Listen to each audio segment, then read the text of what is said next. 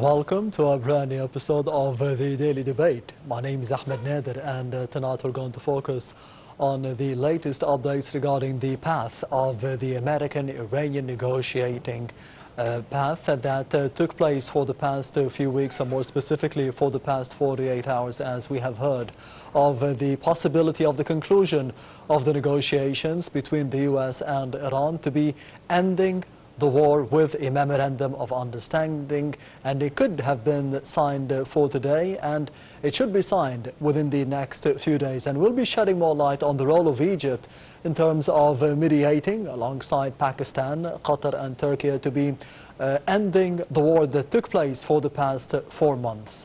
And to be shedding more light on this important topic, I'm honored to be having with me in the studio for tonight Ambassador Khaled Shamaa, Egypt's former ambassador to Austria and the former permanent representative to the International Atomic Energy Agency and the United Nations. Mr. Ambassador, thank you very much for being with us tonight. Thank you, it's a pleasure. Pleasure is all mine. First of all, we'll be starting straight away with the main top stories that took place for today within the context of the activities of His Excellency President Abdel Fattah al-Sisi, who stressed the necessity of the continued and the regular follow-up of the renewable energy projects. The President directed the intensified cooperation among all the concerned bodies in partnership with the private sector to complete the implementation of these projects in the due timelines and in line with the National Energy Strategy. President al-Sisi made these remarks at a meeting with the Prime Minister Mustafa Madbouli and the Minister of Electricity and Renewable Energy, Mahmoud Asmat. The meeting touched on the progress made on carrying out the phased-in projects aiming at supporting the national electric grid. It tackled the pace of work at the linkage of these projects to the electric grid by 2027, where the President stressed the importance of improving the quality of the electric feeding and raising the efficiency of using traditional fuel. He also urged sticking to the timeline scheduled to conclude the implementation of such projects in support for the Egyptian green transition efforts. President al-Sisi was further briefed on the implementation of the solar power projects and the manufacturing of the energy storage batteries, in addition to the expansion of creating energy storage stations, whether those linked to the national electric grid or on the independent status. The head of state reiterated the importance of finishing the projects in the nearest time, given the significance in enhancing the electricity sector and the country's energy transition, diversifying the energy resources, curbing the carbon emissions, and localizing the energy-linked industries.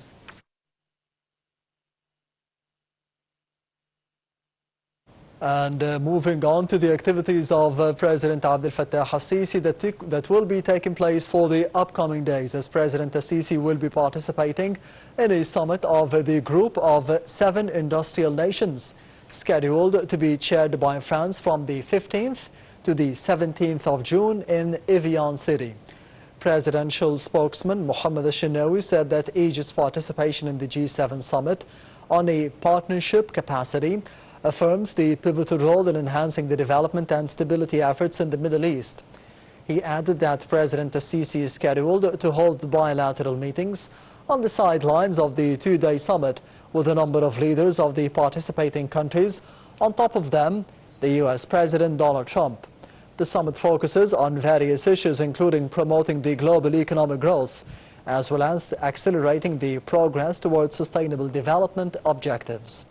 It will also tackle the international cooperation in the fields of digitalization and artificial intelligence, as well as the means of settling the international geopolitical crises and curbing the impact on the global trade, energy and the supply chains. Egypt is participating in the event for the second time since the G7 was hosted by France in 2019, while Cairo was holding the African Union's rotating presidency. Ambassador Khaled Shamaa, how do you see the importance of the participation of Egypt being represented by President Abdel Fattah al-Sisi in the G7 summit that will be taking place in France? Well, if you would take into consideration that this is the second time that Egypt participates at the presidential level in this summit. The last was in 2019.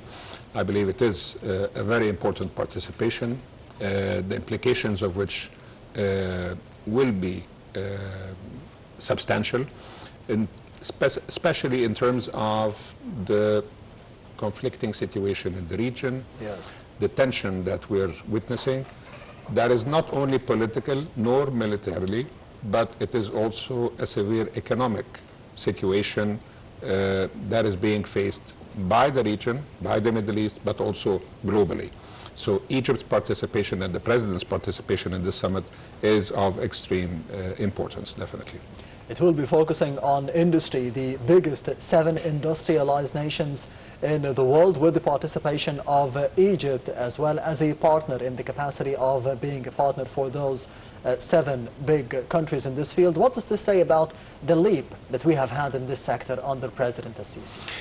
Well, in terms of not only industry, but in terms of industry, your agricultural output, the services sector, as well as the tourism sector, which is being projected for this year to have a record year of tourists and income from tourism. All of these combined witness to the great advances that have been taken in terms of the national development plans, yes, achieving or coming close to achieving the targets of the Sustainable Development Goals, which is fastly approaching us by 2030. So definitely we are in a better place.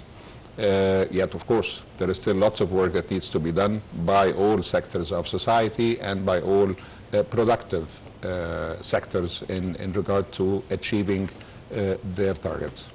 Several bilateral meetings will be held between President Abdel Fattah al-Sisi and other world leaders during the 2-day summit in France, including the US President Donald Trump. What do you think the main discussions will be holding within those meetings? Of course, the Egypt-US bilateral relation will be paramount in this, especially in terms of supporting and further collaboration and cooperation between Egypt and the US in achieving our development goals in Egypt, opening new venues for cooperation among businesses and industries as well as services. That will be paramount in the discussion.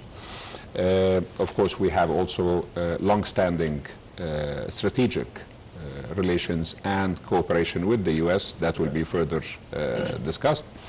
But I believe that one of the main topics of discussion would be, of course, the situation in the Middle East, more specifically in the Gulf, and to be precise, the Iran war, the US-Israel-Iran war. That will be a topic. Or let's put it more positively, yes, the solution of that conflict, which, as you rightly mentioned, should be having an overture within a few hours, a few days, a few something, yes, and we'll have to wait and see. Conflicting statements. Exactly, yes, yes, yes. And what does this say about the bilateral relations between Egypt and France, especially under both presidents, Abdel Fattah al-Sisi and Emmanuel Macron? This is the second time that Egypt got invited to the G7 summit with the participation of several world leaders, but being hosted by France. The first one, as you mentioned, was in 2019. Correct. Well, the Egypt-France relationship is a very special relationship.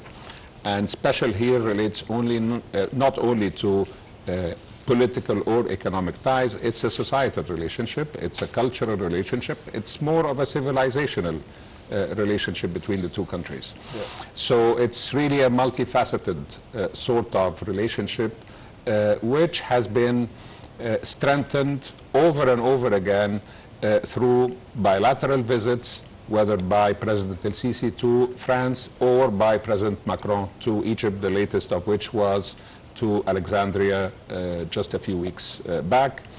And what characterizes these visits is the amicable and friendly part of the visit between the two heads of state. Yes. And that in diplomacy is something that has a lot of value and definitely provides a wider scope for enhancing and furthering cooperation relations between the two countries.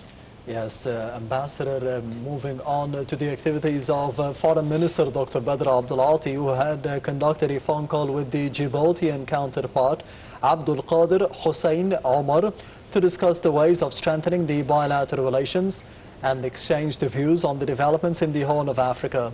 The two ministers praised the strong momentum in the Egypt-Djibouti ties and affirmed their keenness on enhancing cooperation in various fields. The call tackled the security and the political situation in the Horn of Africa, stressing the importance of supporting state institutions, preserving the sovereignty and territorial integrity of the regional countries.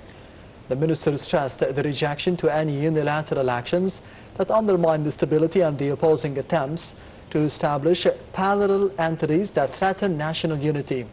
Meanwhile, both ministers agreed on continuing close coordination and consultations on the regional and the international issues, as well as the efforts to promote peace, security and stability across Africa, especially in the Horn of Africa and the Red Sea region.